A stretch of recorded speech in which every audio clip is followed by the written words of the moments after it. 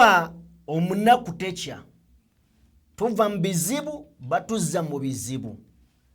Mwami Museveni olunaku olwajjo yavuddeyo n'agamba General Muhoozi, tekakutanda togeza nonyega ku nsonga z'olutalo olugenda mu maaso wakati wa America, Iran ne Israeli. Era n'alabula ne Parliament n'abakungu ba gavumenti obutabaako kigambo kyonna kye banyega ku lutalo luno. Olunaku olwaleero gavumenti ya Iran ng'eyita mu ambasada waayo wano mu Uganda egambye ssebo mwami Museveni ye gwe chairman wa NAM, gwe chairman owa NAM, vaayo vumirire America ne Israeli. Vaayo ovumirire America ne Israeli. Kyovola bantandise ngamba tuva mu bizibu mutuzza mu bizibu. Omusajja yeewala bizibu bimusemberedde. Tugenda beera nga tubitunuulira ebigambo bino. Mu ngeri yemu tugenda kubeera nga twekkaanya Latif Ssebaggala eyagenda ne Nsibambi mu State House. Latif Ssebaggala katono bamwoche ng'ali mu studio za Sanyuka TV.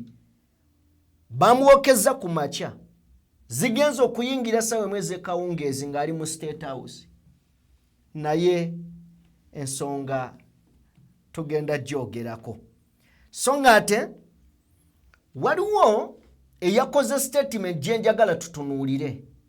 Yagambye nti Bobi Wine, Babi n'abaana be bali mu America. Eddie Mutwe n'abalala bali mu kkomera. N'agamba nti ensi teri fair. Statement ye eyinza obbeera ng'entono nga tofuddeeyo. Nennene okusinziira ku kyeyabadde ayisaawo. Njagadde tugitunuulireko. Mu ngeri yemu mu ddwaliro Embaala eyo waliyo eddwaliro litubidde n'omukyala bawe gwe yadduseeko. Tuli mu mwezi ogw'omwezi gw'abakyala. Kakati ono yazadde abaana 3. Bawe yadduse. Omukazi ali mu ddwaliro. Of course tugenda beera nga tubitunuulira n'okwongera okubeera nga tukubira ddala tooki ziri ezawala. Kakati waliwo omusirikale yakubye omukazi amasasi agamuttiddewo. Ensonga yamusaba akaboozi. Omukazi n'agaana n'amugamba nze siganza baasikaali. Asikaali n'agisikayo n'amususumbula. Awo we tutuuse. Ensonga nnyingi ze tuyina ze tugenda okubeera nga tutunuulira. Tugenda kuba tooki engazi ddala mu lutalo lwa Iran. Luyimiridde lutya? Wawe lutuuse? Gwali eyo oli ttiimu ki? Nze ndi ttiimu mirembe. Ebyentalo ezo bantu kutirimbulwa bandikubye facilities byakulwanyisa na biki kasita oyingira okuba amalwaliro. Kasita oyingira okuba abantu ba bulijjo. Mba nvudde mu ekyo nga ntandise kukiraba bulabe. Ne bwe mba nkwagala nnyo. So tugenda dutaganjula tulutunuulire. Bannansi ba America ebibuuzo bingi bye batandise okubuuza mukama waabwe Trump. Sebo twakusaba ko olwanireko Netanyahu. Lwaki olwana mpalaniraako? Trump yavuddeyo n'agamba nti nedda. Bino bitandika butandisi. In fact olutalo we luli kati. Alulaba lulungi nnyo. Era lutambulira ddala bulungi. Eggwanga lya Iran nalyo likombye kwebaza eriibwa. Lugambye nti kagwake kagutonye.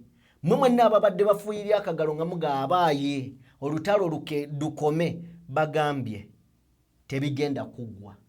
Bwe binaggwera nga tumaze okkuba Omumerika n'Omuyisirayiri tetugenda kuwummula kazaabike. Kitegeeza luno olutalo lukyatambula. tugenda beera nga twetegereza ne byotawulidde bingi ogenda kubeera nga ate obiraba. Mikwano gyange katukole bwe tuti tujje tutandikira awo.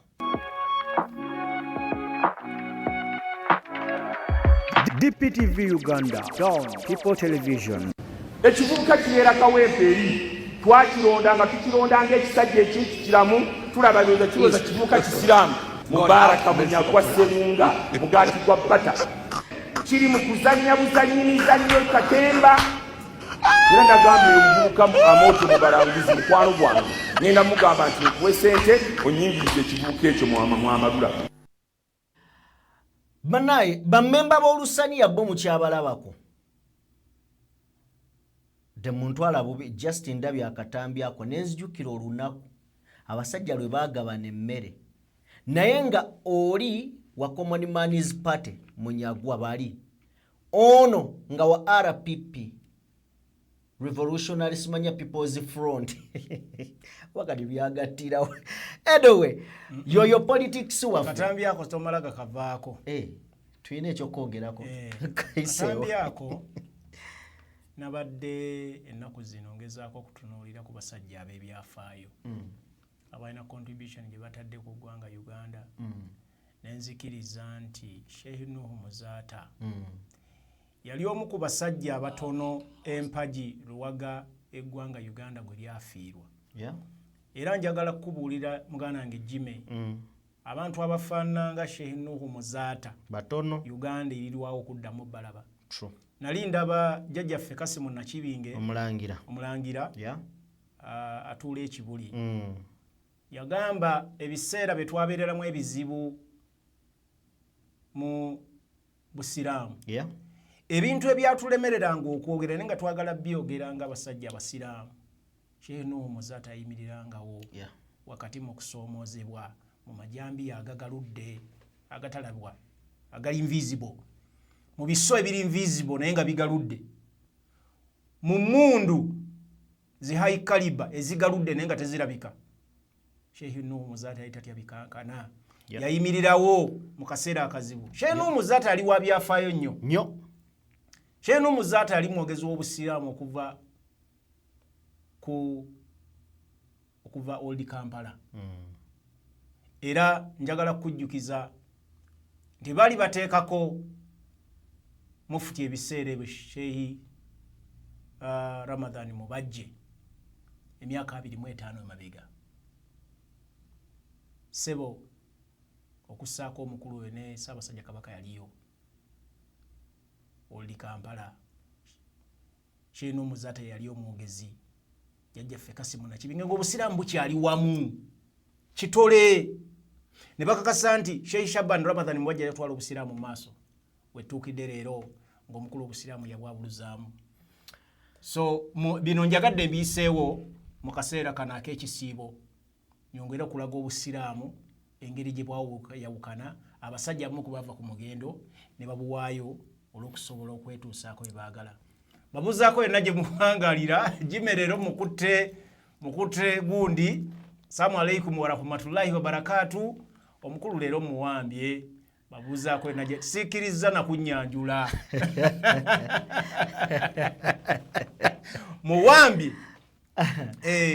mbanirizaako basebo ne banyabo of course ye Farouk Ali tubeerawo mwebaza mawulire ago gabyafaayo makulu era njagala nnyo abantu baganootinge bulungi. Mbagaliza programu ennungi mikwano gyaffe mwenna abagenda okubeera nga mutwekkanya nkakasa egenda kubeera nyovu gwagenda okubeera ng'ogiraba tukusaba ogituweerera iki mu ngeri y'emu genda mu maaso n'okubeera ng'osubscribinga ku mukutu guno bingi osobole okubeera ng'ate obifuna. Njagala kutegeezaako nti tutambula ne Sheikh Ashrafu omusomi ate era omulombi wa dduwa kale nno munoonyeeko gwe ayina ebizibu eby'enjawulo asobole okubeera nga akuyamba ku namba y'essimu esembe 711 mwana wa ssebo mwana wa maama ebizibu tebabidduka byeŋŋange osobole okubeera ng'obiwangula obe bulungi beweesiimisa baayita gy'oyita so gezaako okubeera nga weeyambayamba ne musajja amanyiddwa nga Ashraf. Mu ngeri yemu ayagala okubeera nga ozimba ennyumba oba oddaabiriza ennyumba yo ebeere nnungi erabikire ddala malidaadi sana kabisa. Noonya Abandiga Construction Solutions. Bano nno bakugamba nti bazimba baddaabiriza era nga basangibwa ku Entebbe Road awo Erweza okuliraana Nikan Resort Hotel. Ku namba y'essimu gy'olengera ku screen y'essembe 222 banoonyeko ssebo oba nnyabo ayagala okubeera nga ku bbeeyi powa ozimbibwa ennyumba ey'omulembe. Nzikiriza oba oli awo tusooke producer atuwe ku katambi ako just banaye nkaleese just mu program ya leo temukabala ka just olina ku sound wako taata iye mutuwe omusajja wa myaka 7 nga situdde kalina ate n'atuula wakuumye tebabba seminti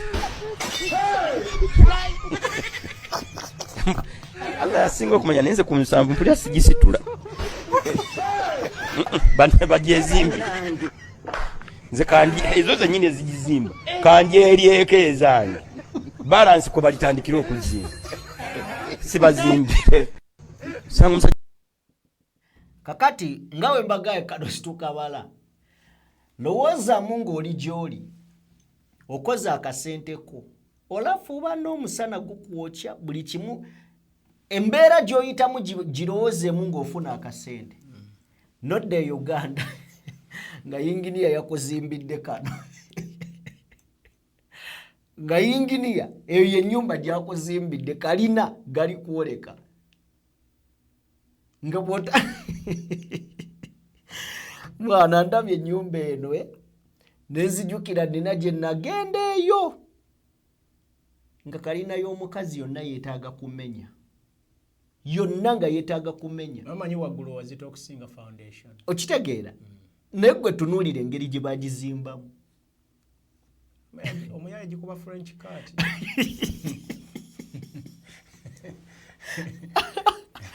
adaye meya gikuba French cat baba omuyaye azanyira mu ssente zo anyway nga bwe tugambye tuyiseeyo buyisi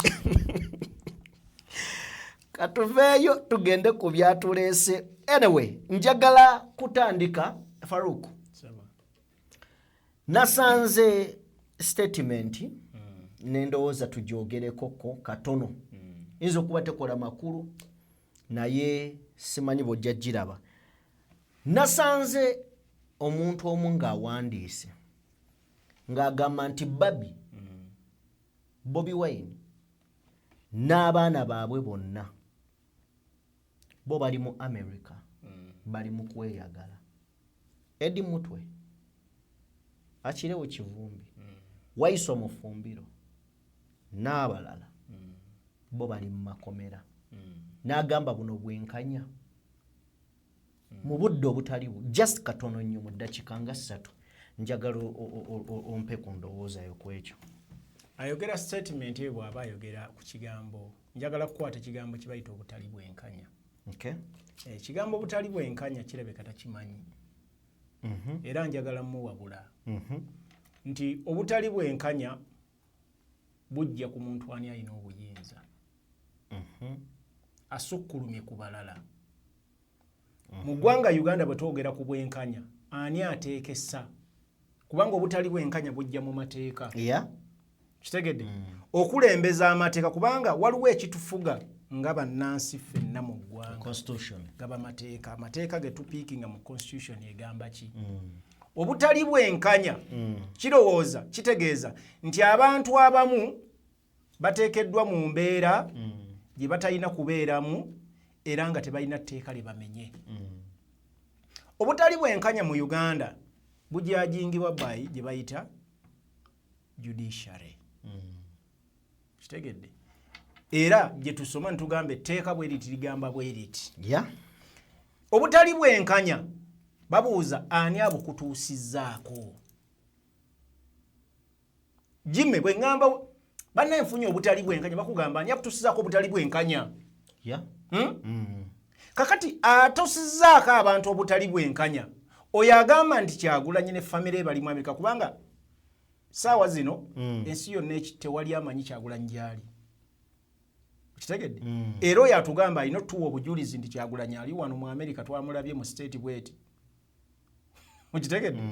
Okujjako Robert Kyagulanyi Ssentamu His Excellency Vaina atugamba nti tocha n'okutulugunyiza ebyali mu makaage byawaliriza mukyala w'okunoonya escape route n'afuluma eggwanga n'agenda mu Amerika. Ye yakitugamba. Ffenna twali tetumanyi na kumanya nti omukyala yafuluma wa? Yafuluma eggwanga. Kyongera otulaga omukulembeze obuvunaanyizibwa bw'akola. Abeera updating abantu be. Ne bwenzirayo wali ku butali bwenkanya. Ffenna tukimanyi courts of law zigaba obwenkanya mu ggwanga. Naddala nga waliwo omusango gwe mugamba abantu gwe bakoze eki? Gwe bazzizza. Courts of law mu Uganda n'ebitongole by'olowooza ebikuuma ddembe. Abantu betwogerako leero b'ogamba ba Eddie Mutwe ani yabakwata. Era babakwata musango ki?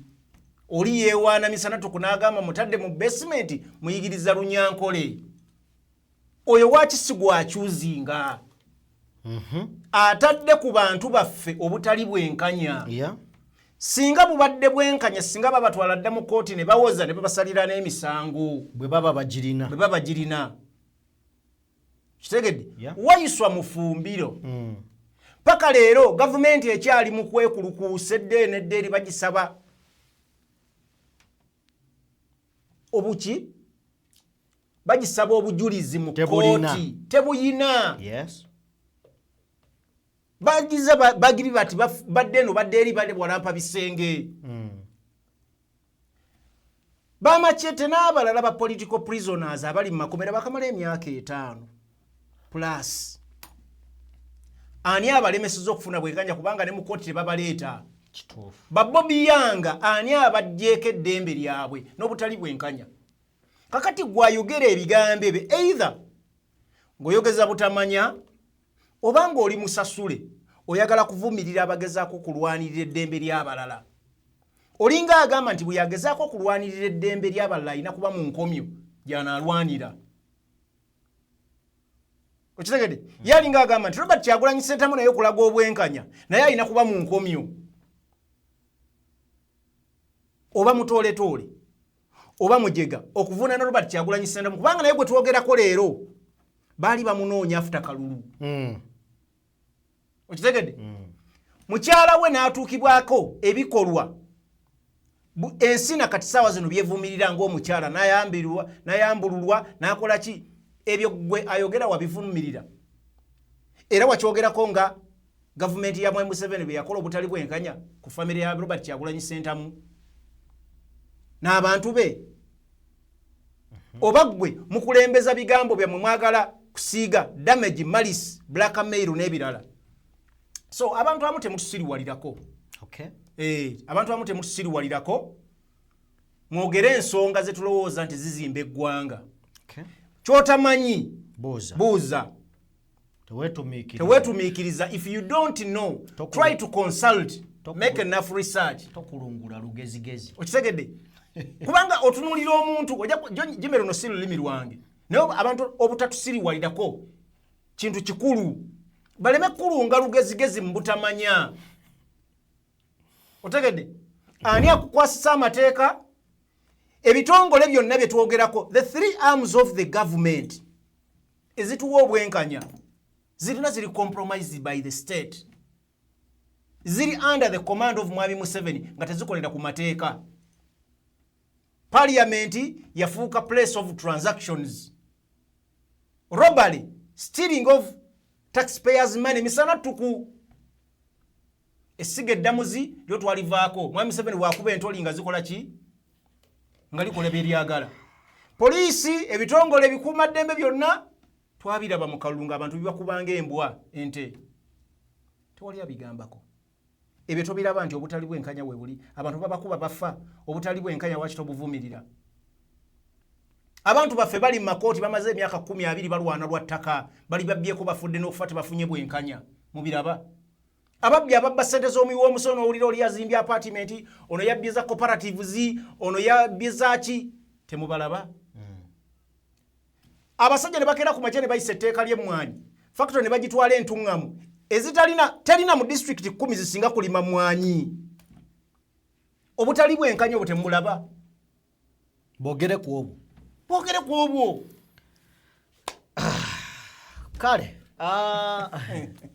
ebintu ebimu byannaku naye tutunulira abantu ne tubatunya ne twewuunya nange omukulu namulabye saagala nnyo mumalirako obudde naye olunaku olulala ojja muleeta mutwaleko mu kirasi tusomemukko weewaawo kakati wabaddewo ettemu enansana Nansana municipality wakayima yaliko kati yakyaliko MP naye Zambaali ye MP elect kakati obutakkaanya buno bwavudde wakati Nansana wano mu kibuga Wakiso asikaali oyo gwolaba yasaba omukyala omukwano omukyala n'agaana yamwegayirira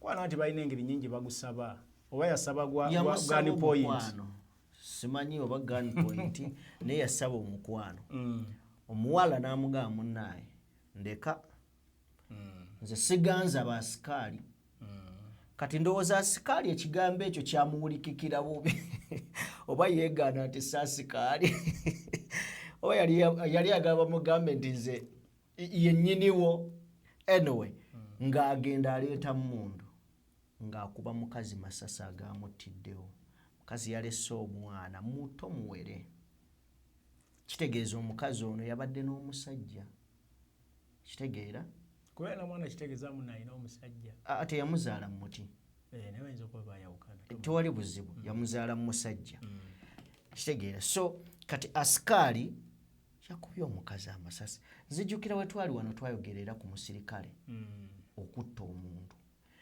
n'omulala eyakuba bakama ab'amasasi wano yatulugunya omuwala ku petrol pump emu okitegeera so what's going on nze ndowooza ekikolwa kino nze ndowooza omanyi leka nkubulireko gavumenti ya Mwai Museveni ebintu bimu ku bebadde esimbako essira ne beewaanirako bakiyita kukuuma ddembe like abantu okuleeta peace in the country ekyokubiri nakulaga nti emmundu ezakozesebwa engeri gye bakozesaamu emmundu ku mirembe emikadde gavumenti ya Mwai Museveni tekikyaliwo ne bwe tutuukidde olwaleero tugenza okulaba emmundu zitaaya n'obulagajjavu bungi mu bantu abazikozesa ba security ebitongole bingi ebimeruseeyo bya security n'abantu engeri gye babeewaamu emmundu mu bitongole ebyo osuubira nti babiwa abantu abatali professional ekimala tebamaze kutendekebwa kimala skills ntono omuntu omuwadde emmundu ya bulabe ali mu bantu akulembeza bigendererwa bye so tulowooza nti tewali bukugu bukozeseddwa ku training abantu bamukwata mmundu nti bw'olaba leero jjukira twali wano mu COVID-19 olaba bayita ba crime preventers engeri they were trained within a short period of time batraininga mu kaseera katono ennyo ne babawa emmundu naye emmundu gye bawa kyekimu ku bintu ebisinga okuba ebyobulabe mu nsi yonna nti okutta omuntu omuwembudde emmundu tamanyi na mateeka gaayo galina kutambula gatya training emala omuwadde emmundu esobola okugamba omuntu nti gwe nsobola okukola ekintu kyonna omuntu n'agwawo n'afa nga tomukubye na kigala wadde kubanga emmundu kyekimu ku bintu ebisinga okuba ebyobulabe mu nsi yonna ntiisa kubanga ekintu ekijja obulamu bw'omuntu within a second kati gwe kitadde muntu mu mikono gy'omuntu ali reckless omuyaba ali awo talina training emala na biki so kituwa ekifaananyi ekituufu eggwanga lino we liri n'engeri gye lyonoonese n'obunkenke abantu balina okuba nga bakola ki batunulamu ne beebeereramu nze ndowooza kikolwa kibi omuntu okuggyawo obulamu bw'omuntu mu ngeri ng'eyo kati omuntu waba asobola okutta omuntu just nga amusabye omukwano n'agaana omukyala omukulu kati imagine singa yaggwako ng'akulabye olina ssente kitegedde nga olina ssente tosobola kusigaza bulamu kitegedde So ebikolwa ebyo tubivumirira ne sekuvumirira ku DPTV era twagala bannaffe abalina obuyinza abagaba obwenkanya abagaba emmundu ezo bamanye ebitongole babitunuulire. Olaba omusajja yakubye musajja mukulu ddala naye n'obwenkanya buveeyo so abantu abafaanana ng'abo baolinga ebirala bibalemye okukola mu politics musazeewo mubeere ne side mu defending regime naye n'ebina eby'obuntu byo mubikole at least nga tukyalwanyisa biri byo mubikole so gega amawulire si malungi tegansanyudde teganyuma bwetutandika okutta abantu kuba tusabye omukwano otusegedde Jimmy tuba tetufuuse bisolo muganda wange kitiisa nnyo bannyinaffe abawala abalabika obulungi tuba tutandise okugenda mu biseera ebizibu. Anyway, tuveeyo eyo musajjawo Nsibambi atuteratifu oyagala nnyo okunswaza Jimmy nagana okuntyoboola soka tuwulire babuuziza latifu Jimmy toddangamu kuntyoboola neetonze gamba abasajja abo basajja bakulu balina byebafunye ne baluvu nze siina kennyina naye ndi mugumu n'okubasinga. Njagala tusooke tuwulirize bagamba ffe tebatukubira amasimu kutugamba tunone ssente okitegedde naye nga tuguma. Njagala tusooke tuwulirize interview eno bwe yeetakula tuwulirize interview eno naye njagala mu interview eno mutunuulire ebintu bibiri ekisooka tunuulira body language facial nga bamubuuza ekibuuzo omanyi okubuuza omuntu ekibuuzo nga taliiwo ne ansa y'okukyanukula nga tagirina nadda mu kusekereza sooka omutuwe joininga kibiina kya NRM okuggusa ensonga z'Abannayuganda. Would you join NRM? Anti kati okukisinziira kubanga olwaleero kyetwetaaga kyetwogerako si kyagamba nti ani ajoyininze eki kubanga okujoininga otegeeza ki. Olwaleero tuyina president general wa DP Nobert Mao kati ogamba yajoininga NRM oba akola ne NRM kubanga yesigala yagamba waki wa Democratic Party era ne bagenda mu kulonda bamulonda ngo wa Democratic Party era ne bagenda mu delegates conference gwamulaba otya ati nze mulaba nti ye yasigala mu DP. Are you for real? Ati kigamba yasigala mu DP era tosobola kukijjawo era babuuza ati president general wa DP yani ogamba ki? You are a great politician honorable. Kigamba bwe bakugamba nti ani president general wa DP ogamba ani? Mbulira wena gwogamba? Of course if ababirabira wano kubanza siri politics simutegeera bulungi nze nja kugamba Nobert Mao kati you as a politician. Kigamba nti bwe bakugamba nti olwaleero president general wa DP yo Nobert Mao naye minister mu government yani ya NRM kitegeeza kiba kitegeeza nti waliwo enkolagana. Omanyi afya alina ekibuuzo kyabuuzizza ntunuulidde omusajja ng'asekereza ng'amazima agamanyi naye nga n'ekimusumbuwa kimugamba katukusumbuwe alwanaganye n'amazima n'ekimusumbuwa ekimusumbuwa kulya naye okulya kulwanaganye n'amazima. Anyway simanyi Faruku gw'olabye otya naawe atulaba musajja in fact ndowooza tugirewo ddala tukitegeere nti okuva ku programu eyo abakulu bagenze bukkolokolo ye Sibambi ne mukulu we Ntege Faruku mutowe Ntege Faruku n'abalala bagenze ne basinkana General Museveni bwe mbanga sirowoozezza bubi mu bbanga tono nabano tugenda balaba nga bambadde yero naye oyo NUP yamugamba wae tetugenda kukuwa kaadi tetugenda kukuwa kaadi Omusajja mbadde nsoma mu comment naga nti basiraamu mulye emmere yammwe muve ku kisiibo. Farouk, abasajja baabo wangambye sibayita basajja bo. Omanyi Jimmy, ojja kunsonyiwa okwogera n'obukkakkamu ku bintu ebimu. Yeah. Naye obeera awo n'ogamba naye ensi wawetulaza. Yeah. Tunuulira omusajja omukulu ng'alina swigida. Omanyi nze Jimmy njagala kukubuulira nakoma okuwa abantu ebitiibwa kusinziira ataya zaabwe mu madiini, ebikolwa byabwe balaga nti bakola olw'eddiini. Yeah. N'ensalawo abantu mbawe ekitiibwa kusinziira ku bikolwa byabwe. Era ngamba nnyo abantu, don't judge people nti with their beliefs. Yeah. Kusinziira enkofiira ze batadde ku mitwe.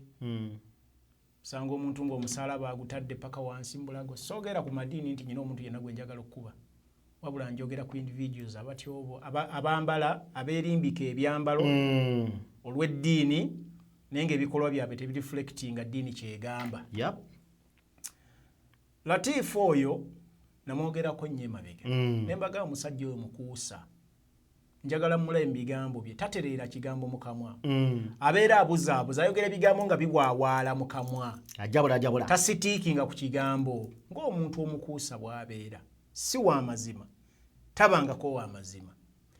Omuntu ow'amazima ne bw'aluuzinga ekintu asigala ku mazima. Latifu si musiimu, si mwenkanya, mukuusa. Yasaavinga mu parliament ebisanja ebiwere ebisatu. Bisatu. Kitegedde. Naye omutima gwe yasigala alulunkana. Paka leero. Omulaba ng'alinga omanyi wali olabyeko walabyeko empaki zampo ono sigwe empira Latifu. Nempa buye kizampo. Walabyeko embwa ng'emazenga wiiki nga terya ku mmere. Esootoka. Nerabenga bayisizaawo ennyama. Amalusu gayiga. Enza n'okkuluma gwagirese n'obanga mukamaawe. Kati Latifu bw'afaanana. Afaanana ng'omuntu atakwata nko yadde emutwalo gwa ssente. Afaanana ng'omuntu atakwata nko yadde emutwalo gwa ssente. Abasajja abo batuswaziza nnyo twana excellent nti omuntu n'ogamba future y'abaana baffe eri ku kiba n'abasajja nga badde batunuulira nga aba inspiringa. Bw'otunya omwana alabira Latifu emyaka 15 gy'ebyobufuzi nga mutunya n'ekifaananyi eky'obugunjufu n'ekitiibwa. Bw'amulaba leero agamba politics kituufu ategeeza ki? Abantu bongera okunyiwa politics oba ebyobufuzi mu ggwanga. Okitegedde? Latifu bw'omutunuulira nze njagala kukubuulira nnaku nnyo gye mpulidde nga mpulira n'ennyiike. Okitegedde Jimmy? Ntunuulidde Latifu ne mpulira ennyiike nga n'ebigambo ebituufu eby'okumwogerako sikola ki? Sibiraba. Naye njagala kutegeeza bannayuganda nti okubonaabona kumubonaabona kwonna ng'olabye eddagala malwaliro teririiyo mufune accident ku nguudo olw'enguudo embi n'enfunda. Njagala bategeeza nti bye mulaba ng'obwenkanya tebuliwo mu ggwanga, abaana bamwe basibibwa, abaana bamwe battibwa mu byobufuzi. Bino byonna bireetebwa bano basajja bakulu abaagaana okuba n'omugongo. Okitegedde? Ne basalawo batunde eggwanga lyammwe kubanga mubadde mubakkiririzaamu emyaka gyammwe gyonna gye mubataddeko nga mulowooza babalwanirira. Babadde tebabalwanirira. Babadde banoonya byekusa na kwerwanirira. Era njagala kubagamba kati aboolaba balwana kufuna bisawo bya ssente. Ebyali badde bidda mu malwaliro mufune abaana bammwe eddagala. Ebyali badde bidda mu nguudo ne bakola enguudo nga nnungi. Ebyali badde biteekateeka education system n'etereera. Abasajja be mulaba balidde ensi bagimalawo. Era ng'ensi bagirya ne Mwami Museveni. Ne Mwami Museveni ne famire ye. Kitegedde? Bw'obalaba abambadda ekyennaku bali mu kisiibo kino bambadde amakanzu, bambadde enkofiira, balina ziswigida mu kyenyi naye ez'obukuusa. Balina ki? Swigida mu byenyi ez'obukuusa. Ono mulaba Mubaraka. Basajja bakuusa. basajja bakuusa bambadde ebyambalo by'obusiraamu naye abo bye bambadde sebitegeeza busiraamu. Obusiraamu butegeeza mutima gwa muntu n'ebikola byakola ki bonna gabola omu babiri basatu bana basajja baki basiraamu. Ekikola bakikoze muki mu kisiibo Jimmy njagala ompulirize bulungi. Ebikolwa byabwe ebyobukuusa ebikola byabwe ebyobukuusa tebireflectinga busiraamu kye bugamba. Obusiraamu tebukkiririza mu bulyazaamaanya, obusiraamu tebukkiririza mu kubuzaabuza, tebukkiririza mu kulyamba ntulukwe, kitegedde, tebukkiriza kubuzaabuza kwonna. Bala basajja kye bali mu kukola wakati mu kisiibo. Wakati mu kisiibo. So ennaku njereere era ntegeeza bannayuganda nti ebintu byammwe bimwali badde mulina okufuna. Abasajja babiridde amalwaliro bagalidde ate mu mannya gammwe ate nga balaga nti babakiikiridde. Anyway, be basajja bakulu tubaveeko nabavuddeko dda saagala bongerako yadde. Njagala kusaba producer otuweeyo ko ku katambi k'omukyalo oyo eyazadde mu ddwaliro Embaale abaana omusajja n'abaddukako. Nyongera obbategeeza nti abakyala mwenna gye muli abatulaba tuli mwezi gwammwe. Tubawa nnyo ekitiibwa bannyabo. Omwezi gwammwe tereeza bulungi omanyi omwezi gwabwe ojja kwogera ebigambo. Tuli Farouk. Tereeza bulungi ebigambo. Njagala oyogera olugambo lutuufu. Omwezi guno ogwokusatu mwe mubeera olunaku olutongole lubakulizaako bannakazadde b'eggwanga. Ennaku oluba ennaku z'omwezi nga 8 omwezi ogwokusatu. So batandika omwezi gwammwe olunaku lw'abakyala lubeerawo nga 8 omwezi ogwokusatu. So Jimmy kyabadde ategeeza tuwene maaso tuwa katambi. Eddwaliro lya Mbalala Regional Referral Hospital be batubidde n'omukyala atuhiire Obvious eyazadde abaana abasatu okuli abawala 2 n'omulenzi omu. Oluvannyuma lwa bbaawe Moses tukwatanise okumalamu omusulo bwe yakitegedde nti mukyala we agenda kuzaala abaana 3. Obvious abaana bano yabazadde ba weeks 35 ekitegeeza nti babadde tebannaba kutuuka nga nabwe kityo beetaaga okuteeka mu kye bayita nursery. Okusinziira ku Obvious omutuuze ku kyalo Nyakayojo ekisangibwa mu kibuga Mbalala agamba nti mu mwezi gwa September oluvannyuma lw'okuva ku Continental nga bamaze okukamutema nti munda ayinamu abaana 3. Amawulire gano bbaawe olwamala okugafuna yakwatamu ebyanguwa ne yeetegula ekibabu era nga Obvious wazaalidde nga tamanyi bbaawe watuufu waali. Obvious agamba nti talina ssente za ddwaliro ate era neeka tasobola kuddayo kubanga renti ow'emitwalo 10 gwasasula naye yaggwako dda. Singa mbadde ndi bulungi kyalo oyo tubadde tugenda mulabirira ati situna mugatta ku hakki endala. Kyala mulabe mubalagavu nnyo kuzaalidde ezzadde eyinza n'okusanga wetofunanko omwana yenna. Jimmy, obuvunaanyizibwa bw'abasajja oba obuvunaanyizibwa bw'omuntu bwonna abulagira mu mbeera nga waliwo obwetaavu oba nga waliwo ekintu ekiguddewo ekitali kya bulijjo. Omuntu okutegeera nti oli wa buvunaanyizibwa oba ojja kuba bwa buvunaanyizibwa kati ekintu ekisingayo okuba ekisobola okulaga nti oli wa buvunaanyizibwa lyezzadde lyofunye. Abantu bakola ebintu byonna. Ffe Jimmy osobola okubeera n'omutwalo n'ogufuna.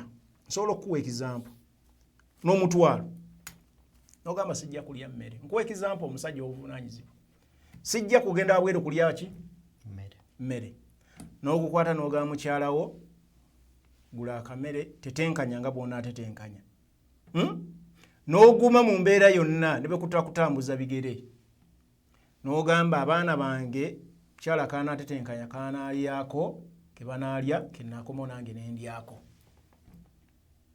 omuntu ow'obuvunaanyizibwa asobola okugenda bwe kiba kwetaagisa kusaba n'okusaba obuyambi n'abukola ataase famire ye.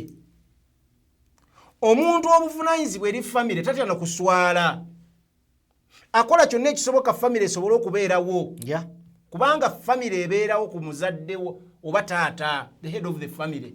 Newankubadde ennaku zino n'abakyala batandika okukola, naye head of the family yaani ye taata. Kakati obuvunaanyizibwa bwo batabulabira ku baana. Jime oyo omwami omulaba singa yabadde alimu empeke nga obuvunaanyizibwa mu kubeerawo kwe n'abantu baali muwadde obuyambi, kubanga bakiraba nti kino ekituusewo si kya bulijjo, era abantu bayamba oyo ali wiiringi okutekinga responsibility. Okategedde? Omanyi bwe ndabye emboozi eno ntera okugamba mikwano gyange nti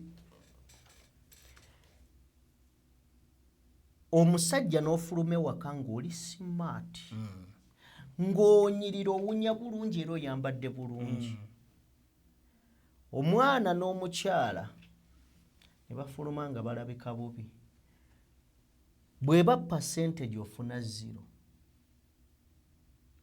Naye omusajja n'ofuluma mu nju ng'olabika bubi, naye ne batunula ku famire bagamba naye omusajja alabirira famire nga tebakufanako. Okitegedde? There you score 100. Exactly. Bagamba bambi yeefiiriza abantu balabike bulungi because bamanyi these people okulabika bulungi is your responsibility. Okategedde. Not their responsibility for you to look better. Kikyentegeeza mufe ku famire zammwe kubanga ekitiibwa ogenda kifunanga famire yo ekikuweesezza tegerabika bulungi. Tetubagamba mbu mufaanane bubi.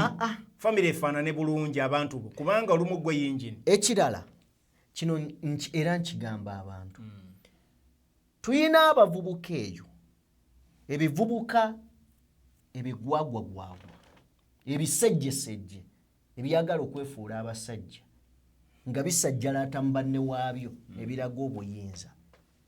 Kye kivubuka ekiba n'abaana tekimanyi mukazi yayita atya mu ddwaliro wali okuzaala omwana, obulumi bwe yayitamu, ennaku gye yayitamu ng'akitobera kibe kitaata, ne kimuteeka wano. Tekimanyi na mwana bwabe bwakaaba kiro kusumbuwa, ne kireka omukazi n'atoba n'omwana ne kidda mu banne waakyo eyo ku stage za board oba eyo gye baliira amayirungi gaabwe n'okusinika amanyi. Nze ndi muzadde, olina abaana nina omu, olinda kiggwe, olina nze nina basatu, tamanyi na bwe bakwata 10 lwa ssente, tamanyi na bazuukuka batya ekiro omwana nga atabuse obasanga eyo. Taata w'abaana bano ddayo osinkane famire yo, tekiri leeti. Genda ewaka kkiriza obuvunaanyizibwa. Mukama wajja okuweerera omukisa. Mu ekyo ky'olabanga ekizibu Mukama ajja kifuula kitono. gwe kyakuddusa ku mukazi ogenda kera ku makya ng'ono omukazi bamufunidde waasula. Omukazi naye yali badde abaddukako abaana mu ddwaliro. Mukazi wuuno mubalagavu mulungi, kwata ekkubo ddayo, yimirira mwenyige mwekka mukube enduulu nga muli aba babiri. Ensi egenda bataasa. Ne munno wajja oggumira. Ensi egenda bataasa. So ojja kukwatibwa nnyo ennaku n'ensonyi. Omukyalo oyo ng'afunye bamuzira kisa abamuyamba nga bw'oyogedde, bamupangisiza akazigo, bamulabirire n'abaana be, olabe nga bavuddemu, tandika ozonze okuyita taata, otandike n'okukuta ekirojje, njagala batwalako wajjajja waabwe. Mukulu, ensi ejja kutunuulira nga atalina makulu. So abantu muleme kudduka buvunaanyizibwa. Obuvunaanyizibwa bulaga omuntu kikyoli. Bwe bulaga nti oli musajja oba oli muntu, tozaala buzaazi. Otegedde. Tozaala buzaazi. Take responsibility. Naddala nga munna ali wiiringi. Kuba ne kino Jimmy njagala kikubuulira. Osobola okuzaala muntu. naye nakufuukira ezzike nakufuukira ki ezzike n'ateekawo embeera ekubonyaabonya throughout n'owulira nga n'obufumbo bukutamye naye ng'oyo omukyala munna ali willing mujje mujoyininge hands together mulabe nga mukuza abaana gudduka oddusa emisinde wali weetabira ki mu mazina g'enkima ng'otya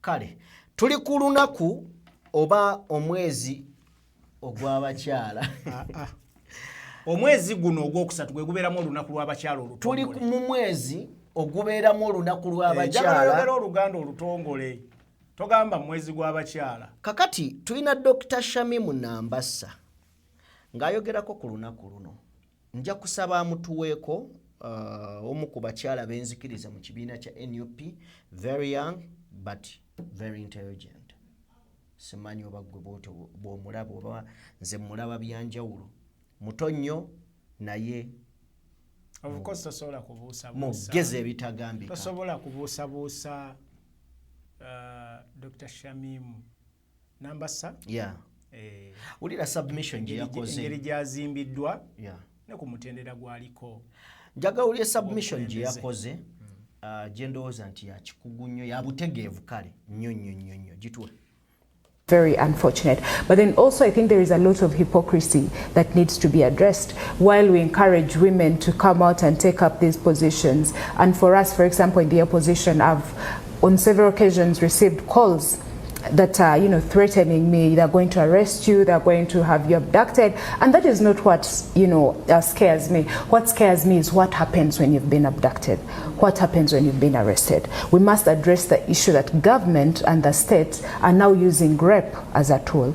Women are arrested and they are used, they are raped, they are molested, they go through a lot. And even the fact that HIV is now being used as a tool in political spaces. So until we address such challenges that are keeping women away from even having the zeal to participate in politics, you're going to tell us, yes, we are going to pass, laws, we are going to have 40%, we are going to encourage you. But when you encourage us to take up these positions, you're then discouraging us with the violence that happens in these particular elections, with the arrests, the abductions.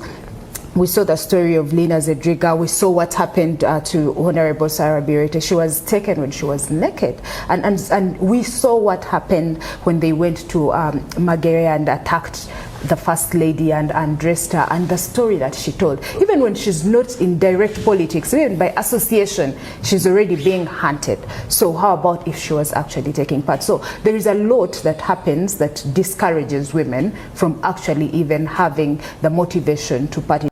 Which is nsonga za Dr. Shamim Nambassa zibadde clear bulungi bagezaako okulaga obutali bumativu obuli mu ggwanga lino mu bukulembeze kubanga Mwami Museveni yajja ne statement egamba abakyala bajje emanju bajje kufuwa front nabo beetabe mu activities zonna ezikulaakulanya eggwanga. Activities ezimu ezikulaakulanya eggwanga ffenna nga tuzimanyi tosobola zibuusa maaso by'obufuzi. Era tulabye eggwanga lino nga lyesebya abakyala ab'amaanyi ddala abagenze paka ku international level. Muli omukyala nga Winnie Byanyima. Tulabye abakyala babeerako ba leader of opposition. Winnie Kiza. Oli omukyala gwe bayitawo Call. Salabirete. Okol waliwo Okol yali wa FDC. Waliwo omukyala Miriam Matembe tosobola mubuusa maaso. Tulabye omukyala mama wa Buganda Nabagereka Sylvia Najinda. Tulabye abakyala bangi Specioza Wandera Kasibwe. Tulabye abakyala ab'amaanyi Rebecca Kadaka tosobola mubuusa maaso bw'oba oyogera ku bakyala bagaseke ettaffaali ery'amaanyi ku bwalu eggwanga lino. So tulabye abakyala abogerera eddembe ly'obuntu ng'omukyala Sala Birete.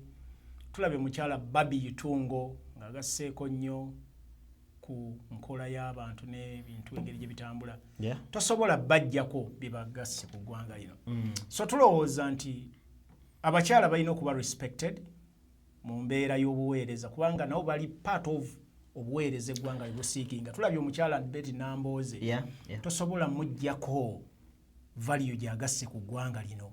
Naye bwe batuuka mu space eno ne mutandika obbatyooboola eddembe lyabwe kozi omukyalo oyo ayogedde ku how women engeri gye babatwala makomera n'obasiba benyigira mu byobufuzi naye nga batya ekintu kimu banankwata ki ekinaabaayo kati rape akozesebwanga tulabyeko abakyala waliyo omukyala Marius Alexandria Marius yeah. Marinos yali Marinos Alexandria bamukola ki bamurapinga Yeah. era nekiteeberezebwa nti bamusiiga n'obulwadde tekiteeberezebwa kubanga omukyalo oyo agambye nti bakozesa abantu abalwadde HIV mu kiseera kino kyetulimu ekyebyobufuzi ne basiiga bannaffe bannyinaffe ne baganda baffe kozi tebarapinga bakakyala bokka even the men babarapinga ne babayuzayuza bonna ojja kusonyiwa okukozesa ebigambo ebyo ne babayuzayuza ne babalekanga ebitundu byonna bikoze eki biyise bangi bavuddeyo ne bakonfesinga mu mawulire bavudde mu makomera ne bagamba ffe baturepinga omusajja omukulu ng'olaba takyasobola kwewumbako tambulira mu pampers n'ebirala it's unfortunate nti ebitongole ebikuumaddembe ebibikola bino balina gasajja gakawuula gale bagakuumireyo galinga nsolo ge bajje gabanga ndooza gali mu keegi bagujjayo nga guswakidde kitegedde ne gajja ne gatuusa bannyinaffe kati saawa zino otolowoozaamu n'otunuulira bannyinaffe nga basawuda madaada ba Olivia Lutaya bali kuki abantu abali ku mbeera ey'amaanyi ey'okutya be batiisa nnyo amaaso nga ba Edi Mutwe bakireewo bamugulumya Gaddafi Bobby Young okitegedde abo bonna wayiswa y'omu ku bantu gavumenti eno besinga okutya era kyemmanyi wayiswa ali mu kaseera kazibu nnyo mu kkomera ne statement zeyogere ezasembayo ku luno zaali zikulaga nti ebiseera bye byalimu mu kkomera biseera bizibu nnyo tuterekoko ku wayiswa mufumbira so ebiseera wayiswa byalimu mu kkomera bizibu ali under threats torture intimidation tumanyi biki ebigenda mu maaso mu kkomera wayiswa gyali so ezo statement newankubadde nga ssemuko n'abasajja nenjadde nkulage space eyo nti nga tugenda okukuza olunaku lw'abakyala luno olunaku z'omwezi nga 8 Maachi Mwami Museveni ekintu kyeyagamba nti ajje abakyala emanju kiringa kyali kyakiguumaza kubanga bw'otakkiriza abakyala ebyobufuzi bye bifuga ensi bw'otakkiriza abakyala kwetaba mu space eno ebyobufuzi nga n'abamu abeesimbyewo mu babba akalulu abamu abesimbyewo temukkiriza bantu be balonze kubanga bayingira positions of leadership abesimbyewo mu byobufuzi abali part of the politics arena ne mbakwata ne mubasiba ne mbatulugunya nti muwadde nnyo omwaganya abo be mwagala mmwe abakkiririza mu bye mundowooza yammwe because bw'otunuulira eggwanga prime minister mukyala speaker mukyala akulira Uganda Human Rights mukyala vice president mukyala but entulugunya gye batulugunyizaamu abakyala deputy prime minister ekitegeera bw'otunuulira kozi first deputy prime minister ye Rebecca Kadaga bw'otunuulira entulugunya gye batulugunyizaamu abakyala oddawo wano ku ngeri gye bakwatamu first lady Babi tewawulirako ddoboozi lya mukyala ono that means bano abakyala balina position ne tebalina ddoboozi no kati abakyala abalina ebifo by'obukulembeze abasavinga mu gavumenti ya Museveni kyongera okulaga mukama waabwe kikyakkiririzaamu Olivia Lutayo mukama waabwe kikyakola ki kyongera okulaga nti obwongo bwabwe ne be bakkiririzaamu biri compromised by someone bali compromised by the state oba their leader because bw'oba oli mukyala ebikolo by'okutulugunya abakyala ne bambula omukyala misana tuku si ku street si mu bbaala si mu kinywerwamu mu nnyumba ye njagalowooza statement ye si ku kkubo si mu bbaala si mu kiraabu si mu kinywero mu nnyumba ye nga bamulumbye mu maka ge ne bamwambula omukyala ne bamusiiba mu kkomera n'akonfesinga yali raped bamusiiga n'obulwadde bwa siriimu n'afa nga abonaabona ne mutavaayo kuvumirira ebyo so many women have been left single mothers gavumenti gye mukkiririzaamu esibye abasajja baabwe ne bavundira mu mateeka makooti makomera abamu ne bavaayo nga bafudde abalala ne babata nga abaana tebakyabategeera abalala mwababuzaawo nga kibalama omukyala natuuka n'okufa lwa stress na depression abakyala abo boolaba abaholdinga positions of leadership mu ggwanga mu gavumenti eriko tewali avaayo kivumirira so kyongera okulaga this country is not democratic abalina obuyinza baliima nti bajjayo abakyala emmanju abakyala ke kaseera nga mugenda okutuuka ku lunaku lwammwe muvumirire ebikolwa ebyo mulage nti eggwanga lino Museveni byasuubiza ebyokubajja emmanju byali byakiguumaaza ebigendererwa bye byali byabatulugunya kitegedde omukyala ali wali mu kibuga akaaba mutabani we bamusiba maama Machete yebolekera abaana omukyala abonaabona nabo kati yefuuka maama ye taata ebikolwa ebyo mulina obivumirira abakyala ne muwanvuya eddoboozi ne mugamba ekikola kikikola kimala olutalo olulimu abakyala nga balukulembedde teruwangulwa tewali asobola dustopinga so women stand up, raise up your voices and say enough is enough kyokka abakyala be batudde ku bakyala bannaabwe tegedde anyway tubaagaliza olunaku olulungi leero ennaku z'omwezi ziri olunaku lugenda kuba lwa Sunday so lugenda kuba olunaku lwa Sunday enjoy your day tuveeyo katwolekereko ndowooza mu lutalo olugenda maaso yes katulinnyeko ku nnyonyi naffe twolekere ebbendobendo oba kontinenti ebbiri eziri mu kubeera nga ziwanyisiganya Asia abamu bava eno mu Asia abalala bali eri mu Europe Benjamin Netanyahu wa ggwanga lya Israel Donald Trump ggwanga lya America so nga ate eggwanga lya Iran kye bajje bateekeko omukulembeze omujja mutabani wabaddeko abasajja gwe basse katutandike n'akatambi kano then tutandike ebigambo soko katuwe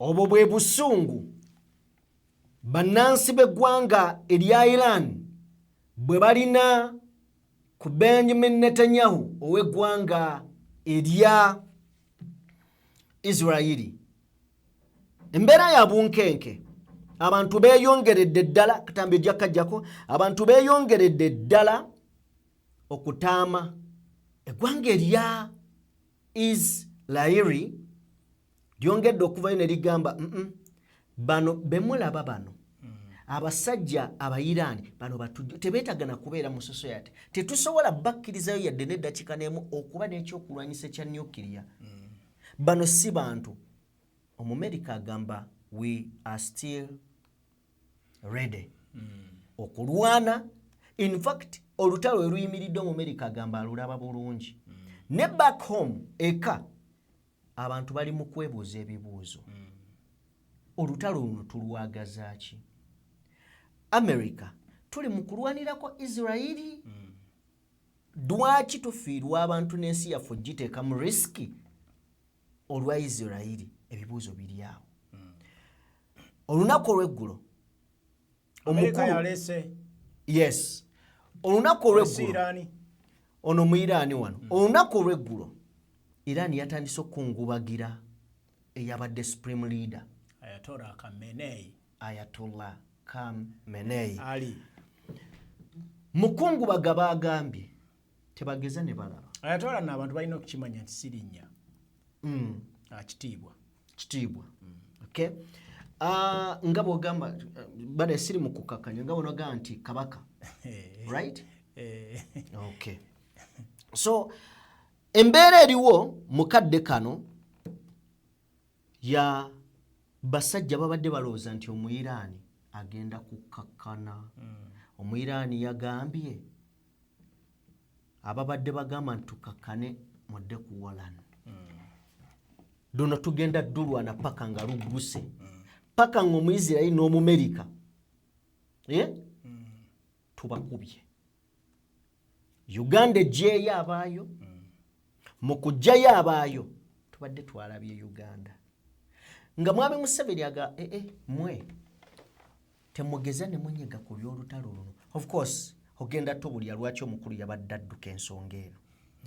Wakati ng'ajewala yeerabira nti ye ssentebe wa Naamu baamulonda juuzi Munyonyo wano. Abadde adduka ebintu bino yabidduse lunaku lwaggulu n'asooka n'abigobamu Mutabani n'abigobamu Paalamenti n'abakungu temuddamu binyegako. Katujjeyo bantu baffe tusirike. Irani nemukwata essaati emabega ng'akomawo nemusika nemuzza. Kakati atuwuliriza era atulaba ebibuuzo bitandise okujja. Muzeeyi agenda kuyibirira ku sayidi ki? America agyagala ago ge mazima kubanga abadde agikolera emirimu egy'enjawulo okumala akaseera. Kyayinza obuteetaaga nnyo ye Isirayiri kyokka yeetaaga bannaddiini. Wuliriza, yeetaaga bannaddiini. Yabadde abyewaze nyega obere ku neutral ground. Iran emusise essaati emabega mugajjangu obyogereko. Farouk, tulabe emboozi eno gy'otubuulire. Kiki Mwami Museveni kyagenda okukola? Kyekibuuzo kyemambuuza kiki kyadduka? Soko tuwe emboozi. Mbaka wa Iran mu Uganda Majid Safar gavumenti naye yamutisa akazito nga kakwegayirira Uganda mu kaseera kano abakola nga basentebe b'omukago gw'amawanga ga Nampawengwa oba Non-Aligned Movement NAM nabo okubaako kye boogera ku bigenda maaso. Iran eri kitundu ku mawanga gano wabulayo America ne Isirayiri omukago guno baagwesamba. We call upon all countries, especially our neighbors, Islamic nations, the member of the non-allied movements, and particularly Uganda, in its capacity as the head of this bloc, as the NAM, to speak out against this act. This war does not just hurt Iran. It threatens the peace and security of the entire world. Olutalo luno luviiriddeko amafuta katale k'ensi yonna okutandika okulinnya ebbeeyi olwa Iran okuggalawo akagolomolo ka Hormuz, amafuta kumpi agasaasaanira ensi yonna we gayitira. Uganda nayo amafuta egajja mu kyondo kya Buwarabu nga kati naye eri mu kutya nti mu bbanga ttono yanditunula ebiriroliro ng'amafuta gafuuse otufuta. Omubaka aliko byatutangaazizza ku nsonga eno. Before we have been negotiating with this with the US or with the Europeans sometimes, we were noticing them that if you will make any trouble, it will have its own consequences, not only for the region but only for the all of the world, because something like 20-30% of the energy supply of the world is transferred from the region and the state of the Hormuz. You know, while they are using the facilities in the region against our country, we have to prevent it. We have to prevent the use of the facilities against our country. Therefore, this is very obvious that we will defend ourselves. While we are defending ourselves, this will have its own impact on so many things, including energy of the world and supply of the energy to the world. Majid Mugumuntu olutalo bagenda kululwana obanga kyetaagisa zivuge mpaka ku mujaasa asembayo naye tebagenda kukkiriza kubaleetako olunderebwa olubiguze embwa akabina. Ku ssaawa eno teri amanyidde lutalo luno we lugenda kuggweera wabula ng'abantu abasoba mu 1000 be baakalufiiramu n'abalala bangi baasenguseddwa okuva mu maka gaabwe. Kale byebyo Sheikh Farouk tutandikiraawo ensonga Irani ezikomeza omukulu emukomeza mugambe komawo totobola bitiibwa ngambye omukulu siri sheyi Kiwa cha sheyi kinene ssebo obusiraamu tobutyoboola. Okay. Sinnakituukako. Kale mukama wange. Kakati Jime ebya Irani ne Amerika ku Israeli. Irani ne Israeli ne Amerika. Tugamba Amerika, Israeli then Iran. Okay. Olutalo nno luno abantu bayinza oddulabanga olw'okusaaga. Naye mu kifaananyi ekinene ffe abatunuulidde ebyafaayo tutunuulira nga twolekedde World War 3. World War 3 tetegeeza nti erimu ebintu bingi. Yes. Erimu political, economic factors ne religious factors. Ezo ze zisinga okuba ez'amaanyi mu lutalo nolutwogerako. Oyinza okubeewa emizinga tegituuse naye ojja kukosebwa mu mbeera maybe eri economic nti ebyamaguzi ewo bijja kutuuka birinnye olw'olutalo oluyina we luli kubanga abo olutalo gye luli mu area yaabo oyina products z'obadde obafunako. Yeah. Okitegedde? Bw'onaaba oli musiraamu ng'ensi yo naye ya busiraamu oyina w'oli. Irani ng'ensi y'obusiraamu ejja kubeesuubira nti ojja kutambulira wamu nayo. Bw'onaaba tutambulidde wamu naye ejja kutandika okugamba noono ekitegeeza naye yatuvaamu yeegatta ku bakafiruuna. Atambudde nabo. Okitegedde? Bw'onaaba oli mu galufu, kakati njagala kukubuulira ekigambo kino. Ebbendobendi eryolaba erimu Irani lirimu amawanga agawerako. Amawanga agawerako kanga kusomereko wano ogalabe. Amawanga mulimu eggwanga lya Bahrain, Cyprus, Egypt, Iran, Iraq, Israel, Jordan, Kuwait n'amalala. Era gali mu Middle East. Ekisooka Iran ekkiririza mu nsinza, waliwo ensinza obusiraamu wa mirundi ebiri bwe ziina. Waliwo bayita abasunni n'abashiya. Okitegedde? Abashiya, abasunni bakkiriza ebitundu 80 ku 100 bakkiriza nti obukulembeze buyina kulondebwa. Ebitundu ebitono ku byo bikkiriza nti obukulembeze nedda bwava mu lunyiri lwa Nabi Muhammad sallallahu alaihi wasallam era luyina kutambula lunyiriri. Omukulembeze talina kulondebwa, alina kuba byansikirano nga bw'olaba kabaka. Kakati njagala kukulaga n'ekintu ekirala nti abagundi aba Irani abasinga bakkiririza mu nkola ey'abashiya. Obusiraamu kugaibwa mirundi bulinamu ebitundu bimeka? Abasunni n'abashiya. Abairani abasinga bakkiririza mu bushiya. Kakati ate ba neighborhood abasinga basunni. Kati waliwo fighting for supremacy between that Middle East. Mu lutalo luno mweri nnyo. Era wano oyinza obutagiraba naye olutalo luno luzimbiddwa ebbanga ddene okutuuka mu lulabira leero. Isirayiri eno gy'olaba etuuse nga tekkiriza nti Irani erina amaanyi. Isirayiri mu lugundi luno eyagala kulaga nti ye super power. Naye Isirayiri tekkiririza mu nkola ya busiraamu. Kyova olaba entalo zonna ezibaddewo wakati wa Isirayiri ne Palestina oba Palestine. Irani ebadde ebaakinga nnyo Palestine n'abanywanyi abalala nga bagamba nedda Isirayiri kimala. Era Irani yebaddemu kusinga okuvujjirira Palestine okwerwanako. Ngamba tojja kujooga busiraamu. Olutalo olulala oluliwo mu bbendobendo lino abasinga gana amawanga genkumenyedde Kuwait gaani gonna ba oil producing countries. Kati akatale akamafuta ani superstar, ani kabejja, kubanga tulina ba biggest consumers of oil amafuta mu nsi yonna. Omu ku basooka bamuyita China, owokubiri bamuyita India. Iran China ku mafuta gakozesa ebitundu 9 ku 10 abijja Iran.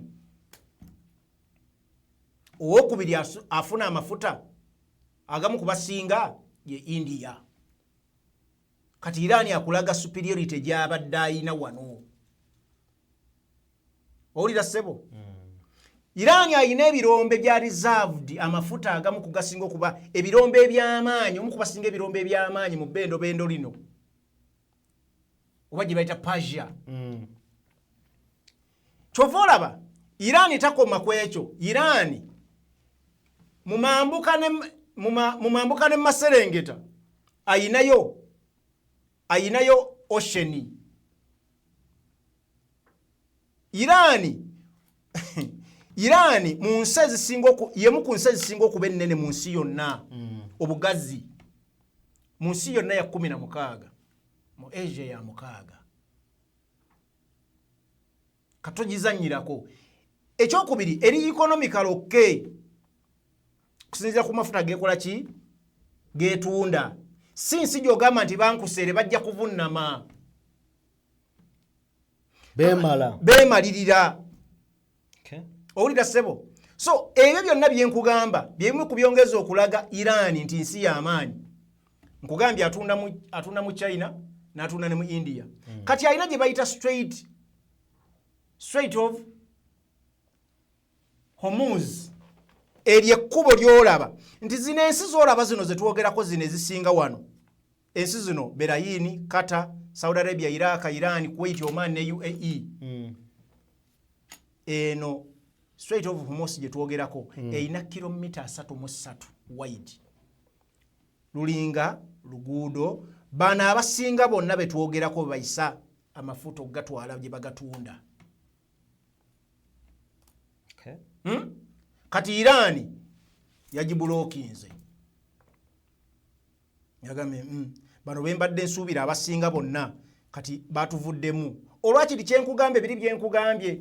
Fighting for supremacy between this region. Kati America bwe yali eyagala kumenya Iran ya making sure bano bonna ebetolodde.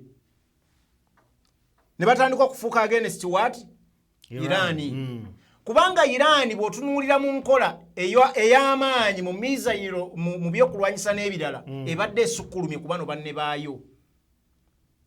Ng'era etiika mu regioni eno ya Middle East. So amawanga 18 agaproducinga oil ebitundu 9 ku 10 bikozesa channel eno Air Strait of Hormuz okutwala amafuta gye galina okugenda. Era mu lutalo luno lwaki China teyagala kwetaba na America egamba nedda tekijja kukola kubanga factories eziri mu China ebitundu 9 ku mafuta gekozesa gayita mweno gye bayita Strait of Hormuz gye nkugambye eyina ebitundu eyina kilometers 33 ku 10. Okitegedde? Kakati ebyo nabyo bikulu. Amawanga amalala agamu agasinga okufuna amafuta agayita mweno gundi ye Japani. Ebitundu 7 ku 10 amafuta gekozesa Japani gayita muline kubo. Nkulaga one of the most ensi ezisinga okuba producing countries. Nkugambye Japan, China, India. Ozimanyi bulungi. One of the most ezimu ku nsi ezisinga okuba eziri populated mu nsi yonna is China and India. Most populated countries China ne India zezisinga mu nsi yonna. Kakati ate zezisinga okugula amafuta mu zino amawanga gano. Kati ate bano amafuta bagayisa wa? Kati Iran yababloki zirabagamba nedda. Kyova olaba India ne China zigamba America kyokoze kiki? Kati industry zigenda gwa. Emirimu gigenda abantu bagenda kuluzinga emirimu. Kitegeeza bw'oba badde olina ebintu by'ogula mu India ng'oli mu Uganda, price egenda kweyongera kubanga factories zigenda kuba zikola ebintu bitono nnyo nga bisooka market yaabwe eriruddawo esinga ku zino ensi eri mu nsi ezaakula. Ffe batulowoozaako mulundi gwakumeka, gwakubiri oba gwakumeka, gwakusatu. So Jimmy bw'oba badde ogula product ugeze essimu ng'ogigula eva India, China, just negenda price egenda kweyongera.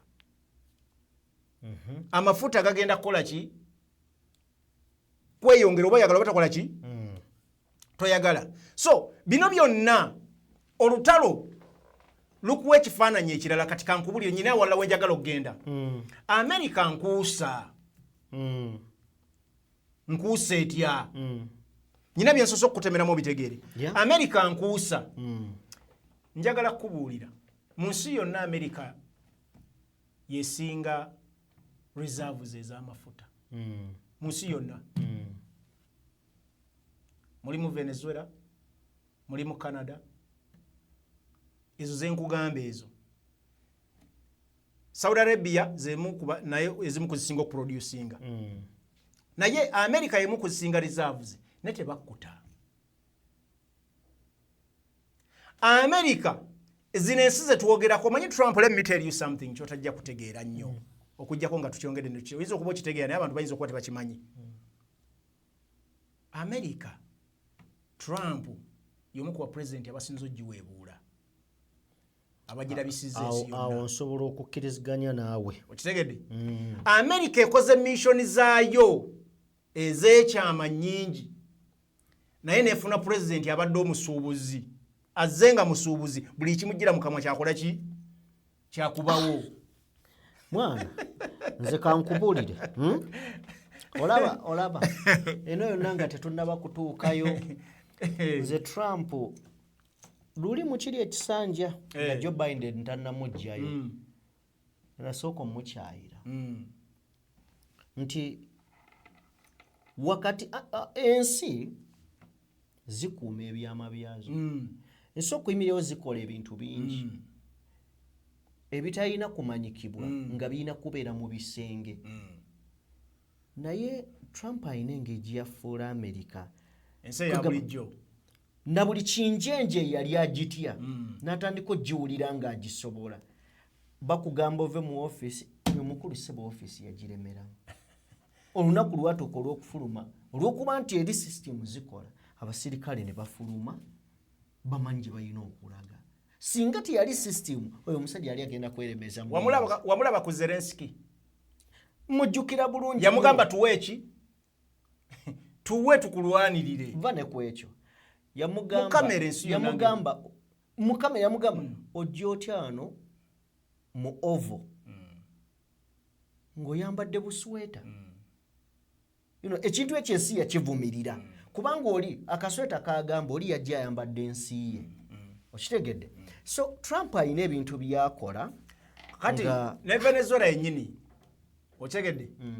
Venezuela yemu ensi ezisinga petrol reserves naye enjawulo eriwo ezaazuulirwa edda naye enjawulo eriwo oil reserves eno naziyita petrol reserves oil reserves naye kizibu kyeyina gwe baakasima kotawera 1% America ewa like supplyinga amafuta agensi yonna ebitundu almost 2 almost 2 That's how powerful America bweri.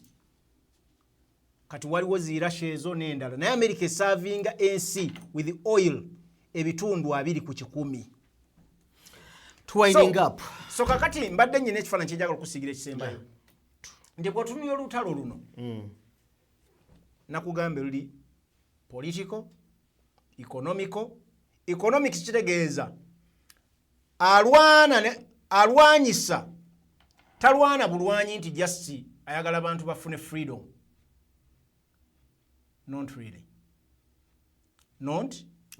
Yeah. America alwanya amawanga aga Middle East nga kutemere Iraq,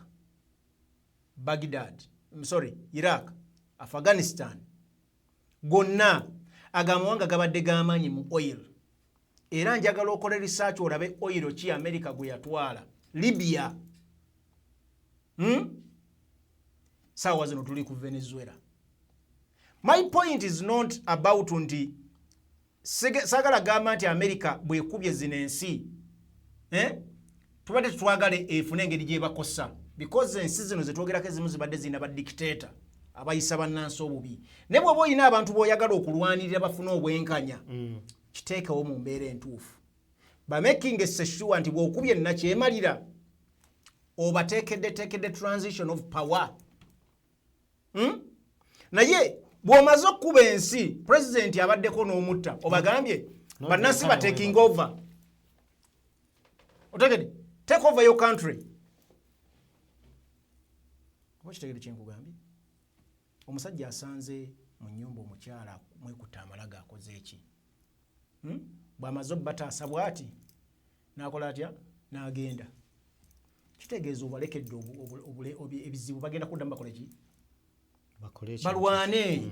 So America kyekola bwejja neekuba yo neeteekengamu oluseke neefuna byekola ki?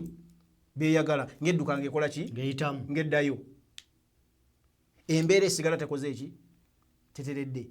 Amaganga gaddamu gakola ki? Galwana. Nze sobola okukubulira ekizampo.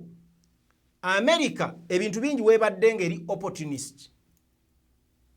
Era omuntu omu n'abakozesa. Bazze babakozesa. Kati wano mawanga nga wano agaffe aga Congo. Abasajja babaddeyo nga batwala ebyobugagga. Era nga waliwo n'abakuuma. Kitegedde? Era America y'okujuulira nti efiirirwa abasirikale 10. Kubanga bannansi gavumenti bagiteekako like erina okuba accountable. Erina okulaga. Era ojuulira mu accountability. Ekulembeza nnyo nti emyaka 47 egiyise. Kuba nalabye bafiiriddwa n'omusirikale w'emyaka 2. Eyo big blunder ku nsi nga America. Era Trump bamukuba mu tooki. Bamuga kikyoletedde ensi. Twininge. So olutalo luno Iran yalonze their new supreme leader. Kubayita Mujitaba Khamenei. Mutabani wayatola abaddeko Khamenei Ali. Era alayira okufa n'obutanyagwa. Agamba kino kikyali kituuza tulina okuwolera. Omuyirani ajja kuwolera paka ku ssaawa esembayo paka nga bamumenye. Tebawanika. Okitegedde? Tebakola ki? Tebawanika. So Iran since ya kutiisibwa newankubadde America is still the superpower. We have to agree. But ejja kiwulira. Eyina buli kyetaagisa naye bano ba allies abeegasse ku America. Omunafu bagamba enjovu zirwanira. Essubi erikola ki? Busubi bwe bukutuka. Kati zino ensi endala ezigambye tusupportinga America mu lutalo luno zijja kiwulira. Ze zigenda okuba obusubi. Buli Iran gwesobola ejja mutuusaako obulabe. Naye kuba ekibi eyina kukuba bano. Bwegambo ekube tesobola tuuka mu America. Kati ejja kukuba bano. Kyovola be yekugamba egenda kukuba ebitebe bya America mu mawanga ki gonna geesobola. Okitegedde? Ejja kukuba ebitebe bya America mu mawanga gonna geekola ki? Naddala gano ageetoolodde agali mu Middle East genkugamba. Muzina ensi eziganye okuvaayo gikola ki? Okubeera ku sayidi yaayo. So ensi zino era ze zirina okwera n'okwezigamba America sees what? Akasajja kakola ki? Kali gumite. Akasajja kali gumite katutta. Otegere n'ensi ezikoseddwa ezigenda okukosebwa mwene embeera gye nkugamba kubanga bulwabaawo entalo ezeegattiddwamu amawanga agawerako. Ensi etuuka ebintu bingi ne byonooneka. Kozi olaba travel waliwo travel gundi ennyonta zikyatambula nga bwe zirina okutambula. Business ziri delayed abantu balina okugenda mu business n'ebirala tebikyakola. Amafuta gagenda kulinnya kubanga ekyombo kya Bwarabu kye kisinga okuvaamu amafuta mu bendo bendere nga bwolaba. Kati America ye bina ba suppliers be supplying n'abalala. So kikolwa kizibu nnyo nti akaseera ke tuli mu kazibu ffenna tulina okuvumirira ekikolwa kino ekyokulabanga ba superpowers bakola ki? Bakanya. Kale balwana. So tubeebaza tusaba busabi peace. Tubeebaza mwenna bassebo ne banyabo abatambudde naffe. Kyetwagala kirenga budduka. Kyetwagala ly'eddembe. Peace. Because abalumizibwa tebaatuula mu nteeseganya za ntalo zino. So balumizibwa abaana battiddwa, abakadde battiddwa, abantu battiddwa. So abatoogerwa be bangi. Tusaba buwabaawo omukisa. Lwakuba bino byabuuse buli omu ebintu kasita biyingira mu America, UN eba tekyakola. Ekitegeera tewali kitongole kiba kikola kuba tebagivunaana. In fact tewali bagivunaana. Kati oyina kwogezerwa kuba oleseewo gundi zibadde bbiri lwakuba oyina kwoyiseeko. Tujjoke tuve wano. Oyina kwogambye omusajja ki ekimuddusa? Omusajja muveeko obudde butugenzeeko. Kale mwebale nnyo mwebalire ddala mbadde ne Farouk Ali yenze Sajjime mukutu gwa DPTV Uganda. Morgan yabadde ku lens at the same time yabadde ku mapeesa. Katonda omulungi ow'ekisa atukuume nammwe abatukuumire. Tubaagala nnyo.